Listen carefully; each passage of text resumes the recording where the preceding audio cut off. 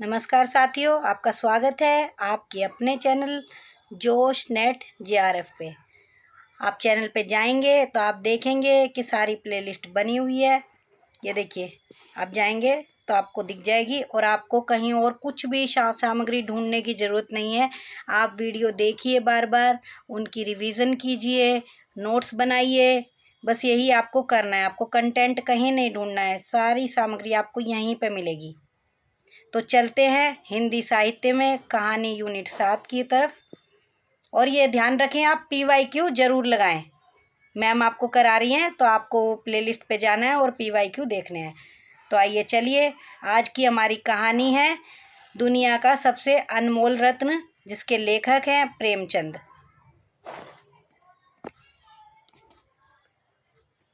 चलिए तो कहानी शुरू करते हैं। साथ में कॉपी पेन लेके बैठेंगे और इम्पोर्टेंट पॉइंट्स नोट करते जाएंगे। दुनिया का सबसे अनमोल रत्न। दिलफिगार एक कटीले पेड़ के नीचे दामन चाक किए हुए बैठा खून के आंसू बहा रहा था। इसमें हमारा पात्र है दिलफिगार।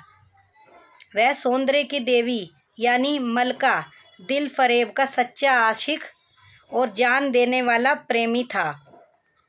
उन प्रेमियों में वही जो इत्र फुलेल में बसकर और शानदार कपड़ों से सजकर आशिक के वेग में मासूकियत का दम भरते हैं, बल्कि उन सीधे साधे भोले भाले फिदाइयों में जो जंगल और पहाड़ों से सर टकराते हैं और फरियाद मचाते फिरते हैं।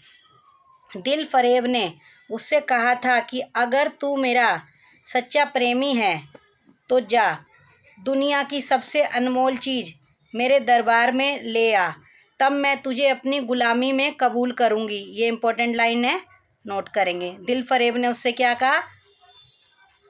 अगर तुझे वह चीज़ ना मिली तो खबरदार इधर रुख ना करना, वरना सूली पर खिंचवा दूंगी।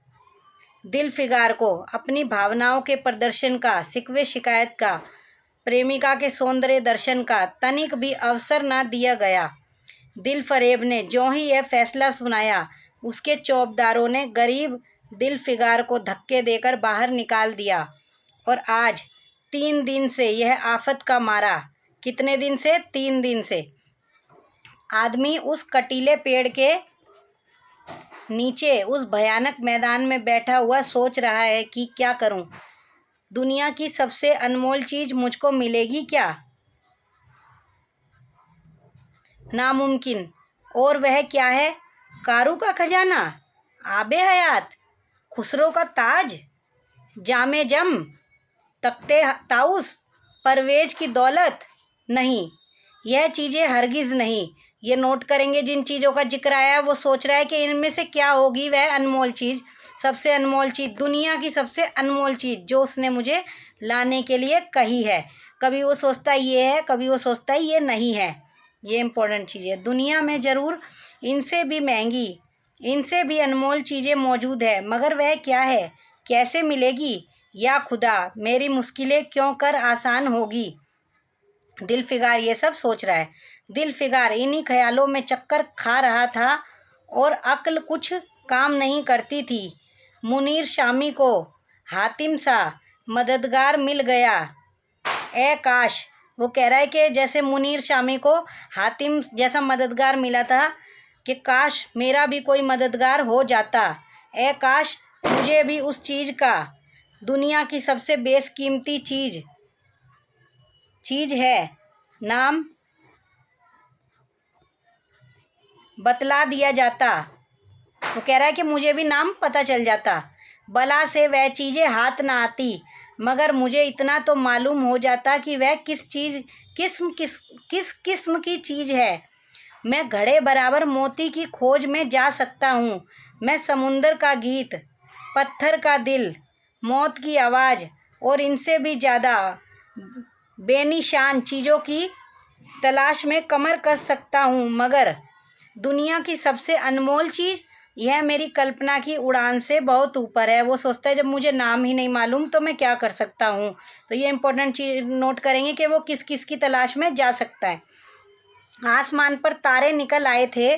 दिल फिगार यकायक खुदा का नाम लेकर उठा और एक तरफ को चल खड़ा हुआ। भूखा प्यासा नंगे बदन थकान से चूर, वह बरसों वीरानों और आबादियों की खाक छानता फिरा। तलवों से कांटे छलनी हो गए, शरीर में हड्डियां दिखाई देने लगी, मगर वह चीज़ जो दुनिया की सबसे बेशकीमती चीज़ थी न मिली और न उसका कुछ निशान मिला। ये इम्पोर्टेंट लाइन है, नोट करेंगे कि आ जाए कि ये किस कहानी से ली गई है, तो आप ध्यान नहीं रख पाएंगे अगर आप नोट नहीं करेंगे। एक रोज़ वह भूलता भटकता एक मैदान में जा निकला जहाँ हजारों आदमी गोल बांधे खड़े थे। कितने आदमी? हजारों आदमी। बीच में कई अमामे और चोगे वाले दड़ियल काजी अफसरी शान से बैठे हुए आपस में कुछ सलाह मशविरा कर रहे थे, और इस जमात से जरा दूर पर एक सूली खड़ी थी। दिल फिगार कुछ तो कमजोरी की वजह से और कुछ यहाँ की कैफियत देखने के इरादे से ठिठक गया। क्या देखता है कि कई लोग नंगी तलवारें लिए एक कैदी को, जिसके हाथ पैर में जंजीर थी, पकड़े चले आ रहे हैं। ये नोट करेंगे। वो क्या देखता है कि कई लोग नंगी तलवारें लिए एक कैदी को, जिसके हाथ पैर में जंजीर थी, पकड़े चले आ रहे हैं। सूली के पास पहुंचकर सब सिपाही रुक गए और कैदी की हथकड़ियाँ बेड़ियाँ सब उतार ली गई। इस अभागे आदमी का दामन सैकड़ों बेगुनाहों के खून के छींटे से रंगीन था और उसका दिल नेकी के ख्याल और रहम की आवाज़ से जरा भी परिचित ना था। ये कैदी के बारे में बता रहे हैं। उसे काला चोर कहते थे। उस कैदी को क्या कहते थे? काला चोर। ये इम्पोर्टेंट लाइन है। सिपाहियों ने उसे सूली के तख्ते पर खड़ा कर दिया। मौत की फांसी उसकी गर्दन में डाल दी और जल्लादों ने तख्ता खींचने का इरादा किया कि वह अभागा मुजरिम चीखकर बोला, खुदा के वास्ते मुझे एक पल के लिए फांसी से उतार दो ताकि अपने दिल की आखिरी आरजू निकाल लूं। कैदी ने क्या कहा? ये नोट करेंगे। यह सुनते ही चारों तरफ सन्नाटा छा गया। लोग अचंभे में आकर ताकने लगे। काजियों ने एक मरने वाले आदमी की अंतिम याचना को रद्द करना उचित न समझा और बदनसीब पापी काला चोर जरा देर के लिए फांसी से उतार लिया गया। कितनी देर के लिए? जरा देर के लिए। इसी भीड़ में एक खूबसूरत भोला भाला लड़का एक छड़ी पर सवार होकर अपने पैरों पर उछल उछल फर्जी घोड़ा दौड़ा रहा था और अपनी सादगी की दुनिया में ऐसा मग्न था कि जैसे वह इस वक्त सचमुच अरबी घोड़े का सह सवार है। उसका चेहरा उस सच्ची खुशी से कमल की तरह खिला हुआ था चंद दिनों के लिए बचपन में ही हासिल होती है और जिसकी याद हमको मरते दम तक नहीं भूलती। उसका दिल अभी तक पाप की गर्द और धूल से अछूता था और मासूमियत उसे अपनी गोद में खिला रही थी। बदनसीब काला चोर फांसी से उतरा। हजारों आंखें उस पर गड़ी हुई थी। वह उस लड़के के पास आया और उसे गोद में उठाकर प्यार करने लगा। उसे इस वक्त वह जमाना याद आया जब वह खुद ऐसा ही भोला भाला, ऐसा ही खुश व खुर्रम और दुनिया की गंदगियों से ऐसा ही पाक साफ था। माँ गोदियों में खिलाती थी, बाप बलाए लेता था और सारा कुनबा जान निछावर करता था। आहा, काले चोर के दिल पर इस वक्त बीते हुए दिनों की याद का इतना असर हुआ कि उसकी आंखों से, जिन्होंने दम तोड़ती हुई लाशों को तड़पते देखा और न झपकी, आंसू का एक कतरा टपक पड़ा। वो बचपन को अपने याद कर रहा है कि बचपन में मैं भी ऐसा बेफिक्र था। कोई बचपन से तो चोर होता नहीं है या मुजरिम होता नहीं है। दिल फिगार ने लपक कर उस अनमोल मोती को हाथ में ले लिया। जो उसका आंसू जो गिरा, उस दिल फिगार ने उसको हाथ में ले लिया और उसके दिल फिगार के दिल ने कहा, बेशक दुनिया की सबसे अनमोल चीज है जिस पर तख्ते ताउस और जामे जम और आबे हयात और जरे परवेज सब न्योछावर है। इस ख्याल से खुश होता, कामयाबी की उम्मीद में सरमस्त दिल फिगार अपनी माशूका दिल फरेब के शहर मीनो साबाद ये शहर का नाम आया मिनोसाबाद। इसकी कौन थी? दिलफरेब, उसकी माशूका इस शहर में रहती थी। ये नोट करेंगे। मगर ज्यों ज्यों मंजिलें तय होती जाती थी उसका दिल बैठा जाता था कि कहीं उस चीज़ की जिसे मैं दुनिया की सबसे बेशकीमती चीज़ समझता हूँ, दिलफरेब की आंखों में कद्र ना हुई तो मैं फांसी पर चढ़ा दिया जाऊँगा और इस दुनिया से नामुराद जाऊँगा। लेकिन जो हो सो हो, अब तो किस्मत आजमाई है। आखिरकार पहाड़ और दरिया तय करते वह शहर मिनोसाबाद में आ पहुंचा और दिलफरेब की ड्योढ़ी पर जाकर विनती की कि थकान से टूटा हुआ दिलफिगार खुद के फजल से हुक्म की तामील करके आया है और आपके कदम चूमना चाहता है। दिलफरेब ने फौरन अपने सामने बुला भेजा और एक सुनहरे पर्दे की ओट से फरमाइश की कि वह अनमोल चीज़ पेश करो। दिलफिगार ने आशा और भय की एक विचित्र मन स्थिति में वह बूंद पेश की और उसकी सारी कैफियत बहुत पुरअसर लफ्ज़ों में बयान की। दिलफरेब ने पूरी कहानी बहुत गौर से सुनी और वह भेंट हाथ में लेकर जरा देर तक गौर करने के बाद बोली, दिलफिगार, बेशक तूने दुनिया की एक बेशकीमती चीज़ ढूंढ निकाली। तेरी हिम्मत और तेरी सूझबूझ की दाद देती हूँ, मगर यह दुनिया की बेशकीमती चीज़ नहीं। इसलिए तू यहाँ से जा और फिर कोशिश कर। शायद अब की तेरे हाथ मोती लगे और तेरी किस्मत में मेरी गुलामी लिखी हो। ये पॉइंट नोट करेंगे कि वो दिलफिगार उससे क्या कहती है, दिलफिगार से क्या कहती है। जैसा कि मैंने पहले ही बतला दिया था, मैं तुझे फांसी पर चढ़वा सकती हूँ, मगर मैं तेरी जाँ बख्शी करती हूँ इसलिए कि तुझ में वह गुण मौजूद है जो मैं अपने प्रेमी में देखना चाहती हूँ और मुझे यकीन है कि तू ज़रूर कभी ना कभी कामयाब होगा। नाकाम और नामुराद दिलफिगार इस माशूकाना इनायत से जरा दिलेर होकर बोला, ए दिल की रानी, बड़ी मुद्दत के बाद तेरी ड्योढ़ी पर सजदा करना नसीब होता है। फिर खुदा जाने ऐसे दिन कब आएंगे। क्या तू अपने जान देने वाले आशिक के बुरे हाल पर तरस न खाएगी और क्या तू अपने रूप की एक झलक दिखलाकर इस जलते हुए दिलफिगार को आने वाली शक्तियों को झेलने की ताकत न देगी। तेरी एक मस्त निगाह के नशे में चूर होकर मैं वह कर सकता हूँ जो आज तक किसी से ना बन पड़ा हो। दिलफरेब आशिक की यह चाव भरी बातें सुनकर गुस्सा हो गई और हुक्म दिया कि इस दीवाने को खड़े खड़े दरबार से निकाल दो। चौबदार ने फौरन गरीब दिलफिगार को धक्का देकर यार के कूचे से बाहर निकाल दिया। कुछ देर तक तो दिलफिगार अपनी निष्ठुर प्रेमिका की इस कठोरता पर आंसू बहाता रहा और फिर वह सोचने लगा कि अब कहाँ जाऊँ।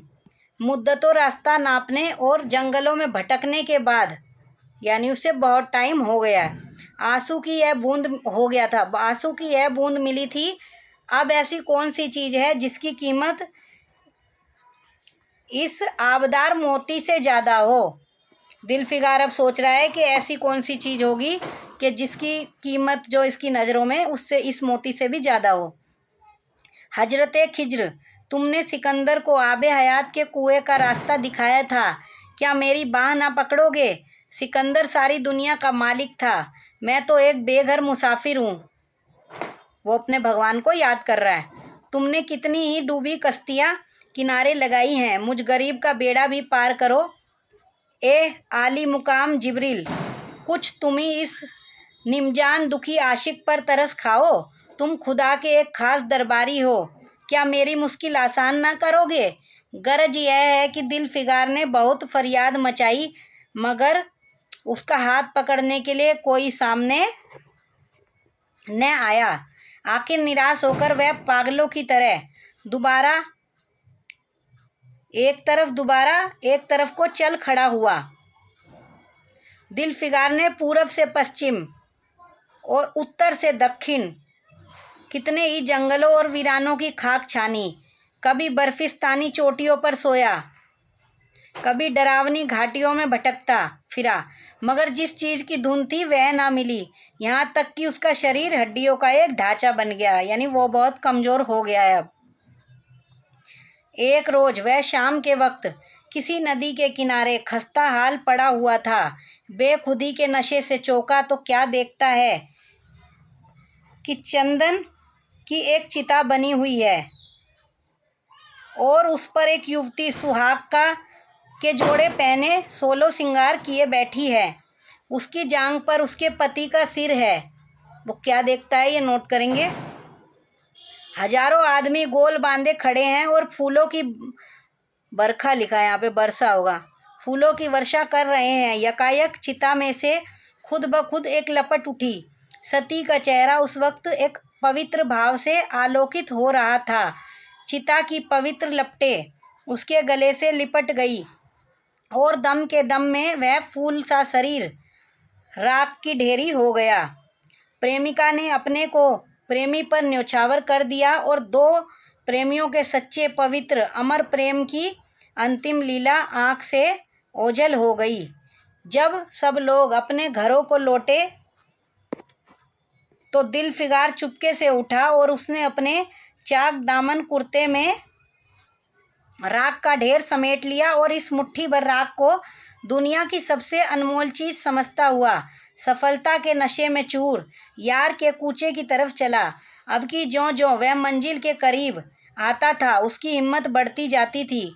कोई उसके दिल में बैठा हुआ कह रहा था, अब की तेरी जीत है, और इस ख्याल ने उसके दिल को जो जो सपने दिखाए थे उनकी चर्चा व्यर्थ है। अब वो खूब सारे सपने देख रहा है कि अब की तो तेरी जीत ही होगी। आखिरकार वह शहर मिनोसाबाद में दाखिल हुआ और दिल फरेब की ऊंची द्योड़ी पर जाकर खबर दी कि दिलफिगार सुरखरू होकर लौटा है और हुजूर के सामने आना चाहता है। दिल फरेब ने जाबाज आशिक को फ़ौरन दरबार में बुलाया और उस चीज़ के लिए जो दुनिया की सबसे बेशकीमती चीज़ थी हाथ फैला दिया। दिलफिगार ने हिम्मत करके उसकी चांदी जैसी कलाई को चूम लिया और मुट्ठी भर राख को उसकी हथेली में रखकर सारी कैफियत दिल को पिघला देने वाले लफ्ज़ों में कह सुनाई और अपनी सुंदर प्रेमिका के होठों से अपनी किस्मत का मुबारक फैसला सुनने के लिए इंतज़ार करने लगा। उसने सोचा कि अब तो फैसला सुनाई देगी कि हाँ तुम्हारी जीत हुई। दिल फरेब ने उसे मुट्ठी भर राख को आंखों से लगा लिया और कुछ देर तक विचारों के सागर में डूबे रहने के बाद बोली, ए जान निछावर करने वाले आशिक दिलफिगार, बेशक यह राख जो तू लाया है जिसमें लोहे को सोना कर देने की सिफत है, दुनिया की बेशकीमती चीज़ है और मैं सच्चे दिल से तेरी एहसानमंद हूँ कि तूने ऐसी अनमोल चीज़ भेंट दी। ये चीज़ को, ये जो बात कह रही है कि ये लोहे को सोना कर देने की सिफियत है, ये किस चीज़ के बारे में कह रही है? उस जो राख वो लाया था। तो ये ध्यान रखेंगे किस चीज़ के बारे में ये लाइन आई है। मगर दुनिया में इससे भी ज़्यादा अनमोल चीज़ है, जा उसे तलाश कर और तब मेरे पास आ। मैं तहे दिल से दुआ करती हूँ कि खुदा तुझे कामयाब करे। यह कहकर वह सुनहरे पर्दे से बाहर आई और माशुकाना अदा से अपने रूप का जलवा दिखाकर फिर नज़रों से ओझल हो गई, यानी इस बार उसने अपना चेहरा दिखा दिया। अभी दिलफिगार के होश हवास ठिकाने पर न आने पाए थे कि चौबदार ने मुलायमियत से उसका हाथ पकड़कर यार के कूचे से उसको निकाल दिया और फिर तीसरी बार वह प्रेम का पुजारी निराश के अथाह समुंदर में गोते खाने लगा, यानी अब तीसरी बार जाना पड़ेगा उसको। दिलफिगार का हियाब छूट गया। उसे यकीन हो गया कि मैं दुनिया में उसी तरह नाशाद और नामुराद मर जाने के लिए पैदा किया गया था और अब इसके सिवा और कोई चारा नहीं था कि किसी पहाड़ पर चढ़कर नीचे कूद पड़ूं। अब मतलब वो निराश हो गया है कि अब मैं 2 बार ले आया और इसने 2 बार उन चीज़ों को कहा कि ये दुनिया की सबसे अनमोल चीज़ नहीं है, तो अब मैं क्या करूं। वो निराश हो गया। ताकि माशूक के जुल्मों की फरियाद करने के लिए एक हड्डी भी बाकी ना रहे, वह दीवाने की तरह उठा और गिरता पड़ता एक गगनचुंबी पहाड़ की चोटी पर जा पहुंचा। किसी और समय वह ऐसे ऊंचे पहाड़ पर चढ़ने का साहस न कर सकता था, मगर इस वक्त जान देने के जोश में उसे वह पहाड़ एक मामूली टेकरी से ज़्यादा ऊंचे ना नजर आया। मतलब होता है ना, हम कुछ काम करने के लिए हमारे अंदर ये अब हमें ये काम करना ही है तो हमें उसके आगे कुछ नज़र नहीं आएगा। अब उसको पहाड़ भी बिल्कुल छोटा सा नज़र आ रहा है। करीब करीब था कि वह नीचे कूद पड़े कि हरे हरे कपड़े पहने हुए और हरा अमामा बांधे एक बुजुर्ग एक हाथ में तस्बीह और दूसरे हाथ में लाठी लिए बरामद हुए और हिम्मत बढ़ाने वाले स्वर में बोले। ये नोट कर लेंगे कि उसने क्या क्या पहन रखा था। हरे कपड़े और हरा अमामा और एक हाथ में तस्बीह और दूसरे हाथ में लाठी लिए हुए। हिम्मत बढ़ाने वाले स्वर्ग में बोले, दिल फिगार, नादान दिल फिगार, यह क्या बुज़दिलों जैसी हरकत है। तू मोहब्बत का दावा करता है और तुझे इतनी भी खबर नहीं कि मजबूत इरादा मोहब्बत के रास्ते की पहली मंजिल है। मर्द बनकर हिम्मत न हार। पूरब की तरफ एक देश है जिसका नाम हिंदुस्तान है, वहाँ जा और तेरी आरजू पूरी होगी। यह कहकर हजरत हिज्र गायब हो गए। जो वो हजरत खिज्र को जो याद कर रहा था कि मेरी मदद करो, तो वही वो रूप धरकर जो है आए थे। दिल फिगार ने शुक्रिया की नमाज अदा की और ताज़ा हौसले, ताज़ा जोश और अलौकिक सहायता का सहारा पाकर खुश खुश पहाड़ से उतरा और हिंदुस्तान की तरफ चल पड़ा। मुद्दतों तक कांटे से भरे हुए जंगलों, आग बरसाने वाले रेगिस्तानों, कठिन घाटियों और अबंध्य पर्वतों को तय करने के बाद दिलफिगार हिंद की पाक सरजमीन में दाखिल हुआ और एक ठंडे पानी के सोते में सफ़र की तकलीफ़ें धोकर थकान के मारे नदी के किनारे लेट गया। शाम होते होते वह एक चटियल मैदान में पहुंचा, जहां बेशुमार अधमरी और बेजान लाशें बिना कफन के पड़ी हुई थी। चील, कौवे, वहशी दरिंदे भरे पड़े थे और सारा मैदान खून से लाल हो रहा था। नोट करेंगे किस किस का जिक्र आया है इसमें। चील का, कौवे का। यह डरावना दृश्य देखते ही दिल फिगार का जी दहल गया। या खुदा, किस मुसीबत में जान फंसी। मरने वालों को कराना, सिसकना और एड़िया रगड़कर जान देना, दरिंदों का हड्डियों को नोचना और गोश्त के लोथड़ों को लेकर भागना, ऐसा खौफनाक सीन दिल फिगार ने कभी ना देखा था। यकायक उसे ख्याल आया, यह लड़ाई का मैदान है और यह लाशें सूरमा सिपाहियों की है। इतने में करीब से कराहने की आवाज़ आई। दिल फिगार उस तरफ फिरा तो देखा कि एक लंबा तगड़ा आदमी, जिसका मर्दाना चेहरा जान निकलने की कमजोरी से पीला हो गया है, जमीन पर सिर झुकाए पड़ा हुआ है। सीने से खून का फव्वारा जारी है, मगर आबदार तलवार की मुठ पंजे से अलग नहीं हुई। दिल फिगार ने एक चीथड़ा लेकर घाव के मुख पर रख दिया ताकि खून रुक जाए और बोला, ए जवां मर्द, तू कौन है? जवां मर्द, तू कौन है? जवां मर्द ने यह सुनकर आंखें खोली और वीरों की तरह बोला, क्या तू नहीं जानता मैं कौन हूँ? क्या तूने आज इस तलवार की काट नहीं देखी? मैं अपनी माँ का बेटा और भारत का सपूत हूँ। यह कहते कहते उसकी त्योरियों पर बल पड़ गए। पीला चेहरा गुस्से से लाल हो गया और आबदार शमशीर फिर अपना जोहर दिखाने के लिए चमक उठी। दिल फिगार समझ गया कि यह इस वक्त मुझे दुश्मन समझ रहा है। नरमी से बोला, ए जवां मर्द, मैं तेरा दुश्मन नहीं हूँ। अपने वतन से निकला हुआ एक गरीब मुसाफिर हूँ। इधर भूलता भटकता आ निकला। बराए मेहरबानी मुझसे यहाँ की कुल कैफियत बयान कर। यह सुनते ही घायल सिपाही बहुत मीठे स्वर में बोला, अगर तू मुसाफिर है तो आ और मेरे खून से तर पहलू में बैठ जा, क्योंकि यही 2 अंगुल ज़मीन है जो मेरे पास बाकी रह गई है और जो सिवाय मौत के कोई नहीं छीन सकता। अफसोस है कि तू यहाँ ऐसे वक्त में आया जब तेरा आतिथ्य सत्कार करने के योग्य नहीं। हमारे बाप दादा का देश आज हमारे हाथ से निकल गया और इस वक्त हम बेवतन हैं। मगर पहलू बदलकर हमने हमलावर दुश्मन को बता दिया, जो लाशें तू देख रहा है यह उन लोगों की है जो इस तलवार के घाट उतरे हैं मुस्कुराकर, और गो कि मैं बेवतन हूँ, मगर गनीमत है कि दुश्मन की ज़मीन पर नहीं मर रहा हूँ। सीने के घाव से चीथड़ा निकालकर, क्या तूने यह मरहम रख दिया? खून निकलने दे, इसे रोकने से क्या फ़ायदा?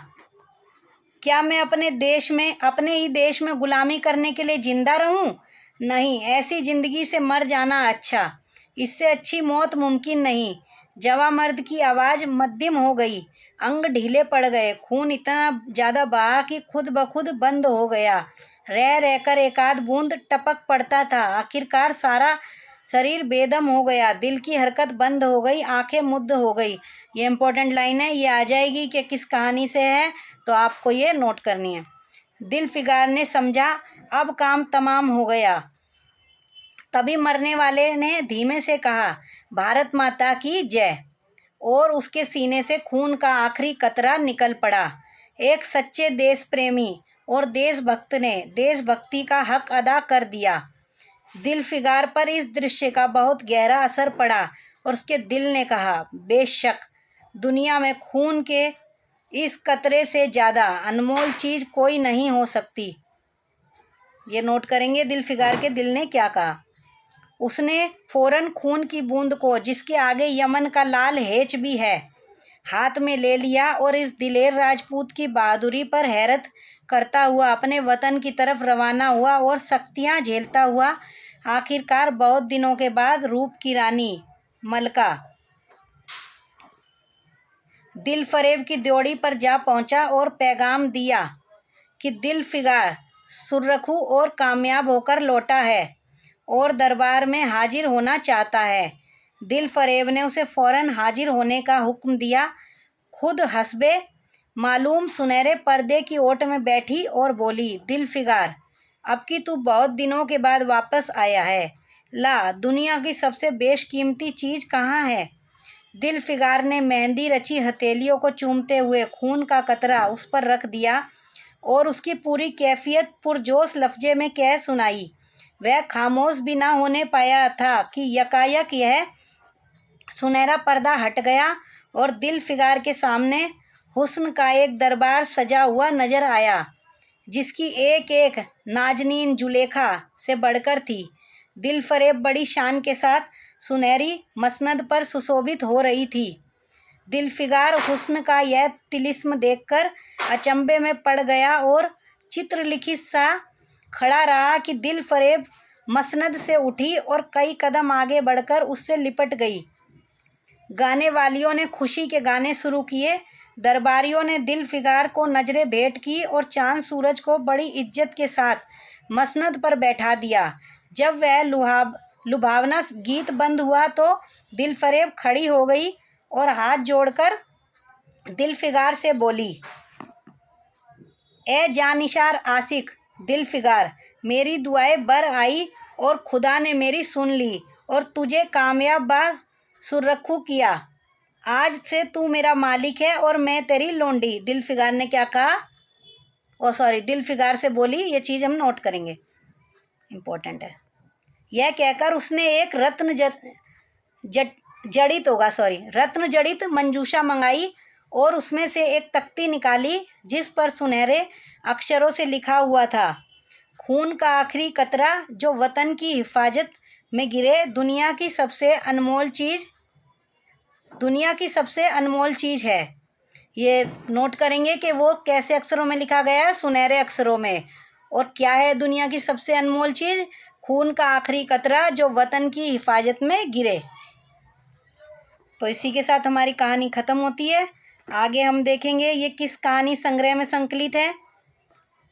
दुनिया का सबसे अनमोल रत्न, ये कहानी है 1907 की और ये सोजे वतन कहानी संग्रह में संकलित है, जो उसका प्रकाशन वर्ष है 1908। इसमें 5 कहानियाँ संकलित है। पहली है इश्क़ दुनिया व हब्बे वतन, जिसमें सांसारिक प्रेम और देश प्रेम की बात की गई है। दूसरी है दुनिया का सबसे अनमोल रत्न, जो हमने अभी पढ़ी है। तीसरी है यह मेरा वतन है। चौथी है शेख मखमूर। पांचवी है सिल ए मातम यानी शोक का पुरस्कार। और ये जो कहानी हमने पढ़ी है यह देश प्रेम पर आधारित है। देश प्रेम को इसमें जो है इम्पोर्टेंट दिखाया गया है। दुनिया का सबसे अनमोल रत्न लेखक प्रेमचंद, और जमाना पत्रिका में ये प्रकाशित है। और प्रकाशन वर्ष अभी हमने बताया ही था 1907 है। 3 रत्नों की इसमें बात हुई है। पहला रत्न क्या था? कैदी के आंसू। दूसरा रत्न क्या था? सती की चिता की राख। तीसरा रत्न क्या था? खून का कतरा जो वतन की हिफाजत में बहे। और पात्र इसमें कौन कौन थे? मेन पात्र थे इसमें दिलफिगार जो कि नायक था, दिलफरेब जो कि नायिका थी। तो हमने इम्पोर्टेंट चीज़ें भी इसमें देख ली है। तो इसी के साथ आज की क्लास हम यहीं पर ख़त्म करेंगे। नमस्कार।